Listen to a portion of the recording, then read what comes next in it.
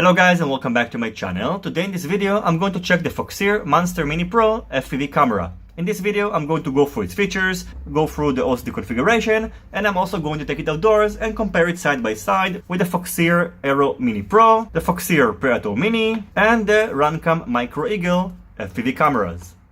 The Monster Mini Pro comes in three colors. You can either get it in black, blue or red, and in addition you can also choose the type of lens. The version that I've got is the 1.8mm one, but you can also choose a 2.5mm lens. The aspect ratio is not configurable and is set to 16:9, but the picture format is adjustable in the OSD and you can either set it to NTSC or PAL. There is no VBAT sensor, so on the back we can find only the volt in, and the walk-in voltage is between 5 to 40 volts, then the ground, video and the OSD pin, which will enable you to change the settings of this camera. This camera features a 1200 TV line CMOS sensor, which should provide us with a great image quality. It might be on the expense of the latency, but unfortunately I don't have the proper equipment to measure it up. I do plan to get it in the future, and then I will be able to compare it with other cameras, so hopefully I will get it soon and I will be able to provide you with more data. So as I said, this camera has a 1200 TV line sensor, and just in comparison to the other cameras, the Micro Eagle features an 800 TV line sensor. The Predator Mini features a 1000 TV line sensor. Just like the Monster Mini Pro, these are CMOS cameras, and the Aero Mini Pro features a 650 TV line CCD sensor. So now let's have a quick look what we get inside. First we get in the camera, then the instructions manual. You can see that they have a Monster Mini Pro and also a Monster Micro Pro camera.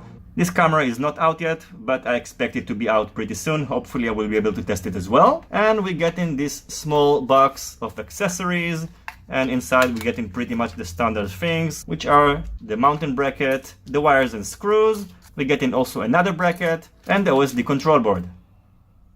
In terms of dimensions, the Monster Mini Pro is almost the same size like the other cameras. You can see that the dimensions are almost identical. It's just a little bit slimmer than the other ones. And of course it's bigger than the Micro Eagle because this is a micro camera and the other ones are mini cameras. The dimensions are the standard dimensions for a mini camera, which are about 21.7 by 21.7 millimeters, and the distance between the back of the camera to the front of the lens is about 30.1 millimeters.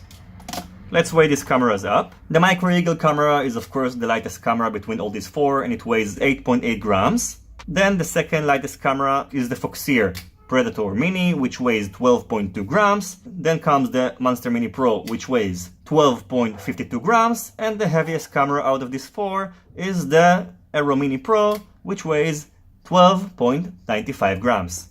Out of these four cameras, the only camera that features a V sensor and an on-screen display are just the Predator Mini and the Aero Mini Pro cameras. These two cameras does not feature one, so it's something you need to take into consideration because displaying the voltage of your battery, in my opinion, is very important during the flight. So if your flight controller does not support OSD or you mainly rely on the OSD of the camera, it's something you need to know. Now I'm going to connect the OSD board to the Monster Mini Pro and go through its settings.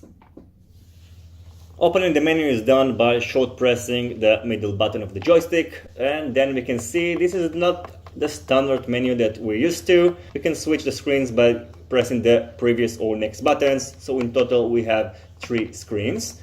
We can set the exposure, the shutter mode, and we have all the other settings which I'm not going to adjust. I'm just going to test it on the default settings. However, you have the standard options, so you can change the day-night between auto, external, color, and black and white. You can change the system between NTSC and PAL. Over here, the TV system. You can also set the brightness, gamma. You can switch the language between English and Chinese. And if you want to reload to factory settings, change to yes. Press OK, and now the factory settings are going to be reloaded. In addition, you have other advanced settings, so I recommend that first you should fly it with the default settings and then try to tweak it. My personal opinion is that this camera works pretty well with the default settings, but you need to play around with it and see which settings suit you. Of course, also depending on the time of the day. So play around with it, see whatever suits you, and if you have any configuration that you think works better than the default one, I will be more than glad if you can share it with me.